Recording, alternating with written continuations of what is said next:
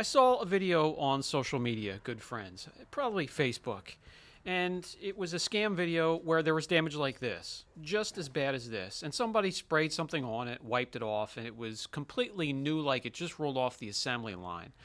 A scam to separate you from your dollars. So that gave me an idea to actually show what could be possible, what type of turnaround you can do on your own with the tools and the products that I used in this video.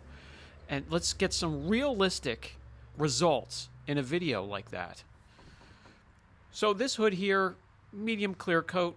We're going to start off removing transfer. It has transfer and some marks made by paint. And then we're going to move on to probably the most important part of this correction, and that's the wet sanding. And you can do that with a block, many different types of foam, palm blocks and hand blocks. You got these square hard blocks here.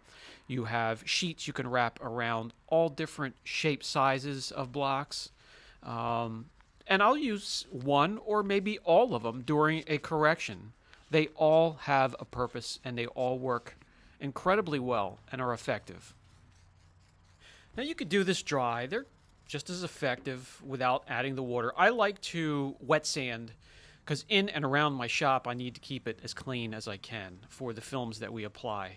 And I don't want any of these particulates to become airborne and get in and around the shop and settle on things to blow in between the film and the surface during some of our packages. So for me, it's always, I'm just in the habit of wet sanding. Even outside here, I'll use the wet sand method.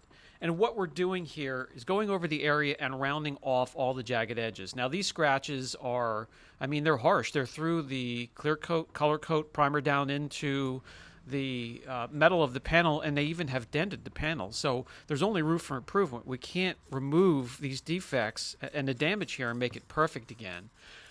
But we can get it to a point where, hey, this you're going to need an appointment for a body shop until then, because normally a reputable body shop you won't get in for a couple weeks, probably even months in some instances. You can make your car presentable until then, and this is exactly how we do it. So we start off with the wet sanding here after removing the transfer, and what we're doing is we're rounding off all the jagged edges in and around and within the valleys of the scratch. And that will stop the light from coming in and refracting off of all of those edges and making all that damage and all of those scratches just look unsightly. When you are satisfied, you want to wash or rinse that residue off of there. And you can do that with a rinseless, or you can pull the car outside and just wash it completely with a bucket wash. And that will let you see where you stand. Because once a surface is sanded, it will tell you if the scratch is removed, if it's still there but slightly improved. Let me dry it off and I'll show you.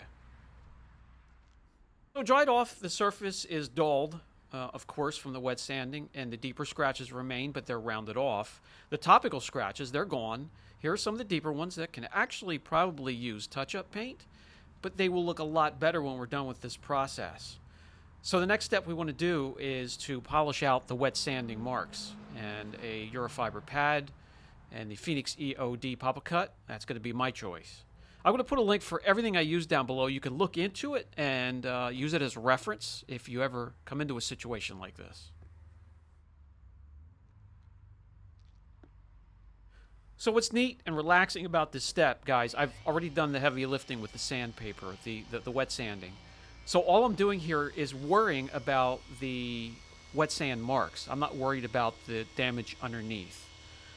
So wet sanding marks, especially 2 or 3 or 4,000 grit, they remove easily with a medium cut or a finish or a cleaner polish and a Eurofiber pad or a polishing foam pad. There are many combinations you can put together, and I've shown many on the channel. You can revert back to those videos if you want to.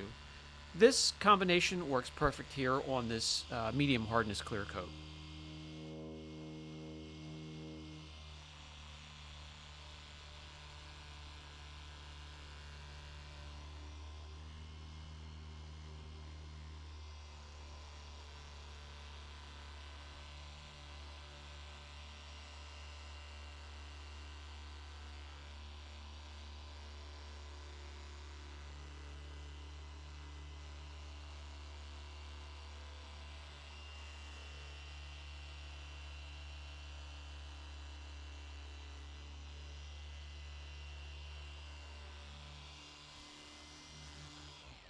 Basically, a crisscross pattern, which equals two passes, left to right and then up and down, is more than enough to remove sand marks from 3,000, 4,000 grit sandpaper.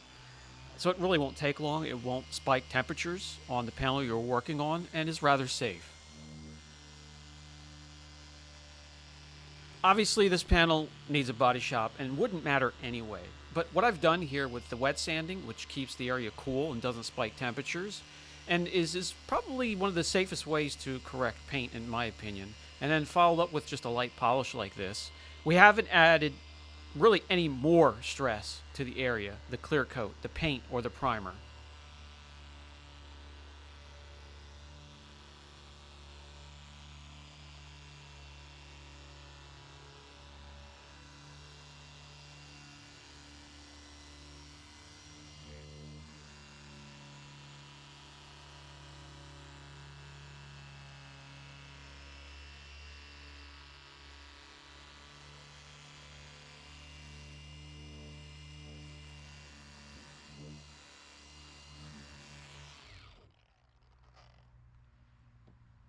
And simply wipe off the residue, use a panel prep, and protect. Or, for those of you that like the primer polishes, I'm not keen on them, but I could see why they're used.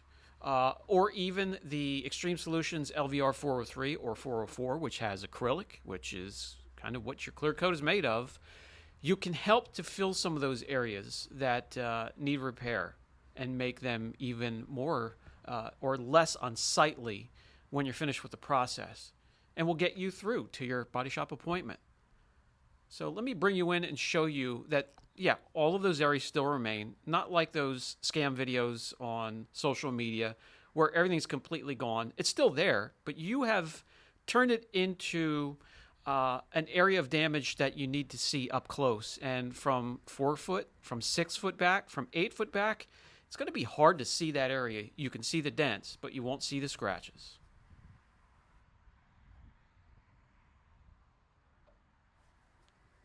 And from here, I personally will protect it, and that's for a reason. Protection will make the surface glossier, especially with BC2 and BC3 stacked on top. And the gloss, the increase of gloss on that panel will detract even more from those damaged areas and blend them in a little bit with the rest of the panel. So BC2 is a 1-year coating, and you just dab a little bit or mist a little bit into a microfiber applicator such as this. Can be used in direct daylight and heat outside. You don't need the shelter of a garage. And you can apply it to an area such as this, 3x3 or 4x4. Put it on circular motions, put it on in crisscross patterns. It doesn't care. It doesn't care how it gets on the panel, just so you spread it out evenly. And then simply wipe off from there. There shouldn't be any high spots or streaking. It is a user-friendly, easy product to protect your vehicle. And that's all hard surfaces, including plastic trim, paint, chrome, stainless steel, wheels, glass, really anything.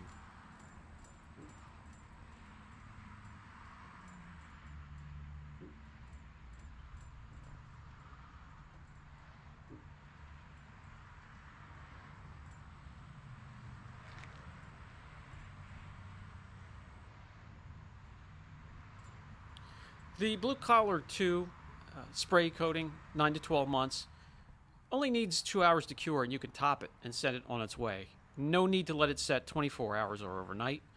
And I will top it with Blue Collar 3. This is our detailer, our booster, which, by the way, is it's involved in a killer sale right now. Normally $18. It's just a little over $10 for just a couple more days. I'll put a link down below if you want to look into it. Take advantage of that. You can't beat that price for the performance you'll get out of it. You can use it many ways: a detailer, a booster, a maintenance spray. You can use it as a drying aid, a spray and rinse protectant. Whatever you choose, it'll be easy to use. Here are your before and afters.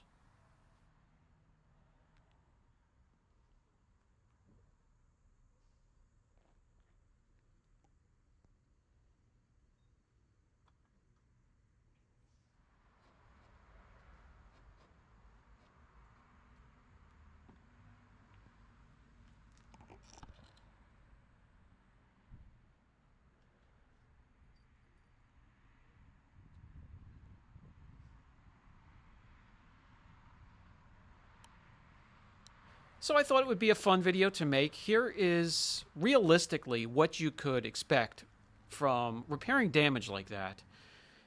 Anything on Facebook that is being pushed for sale, I normally run like hell from it because it's normally just a scam anyway.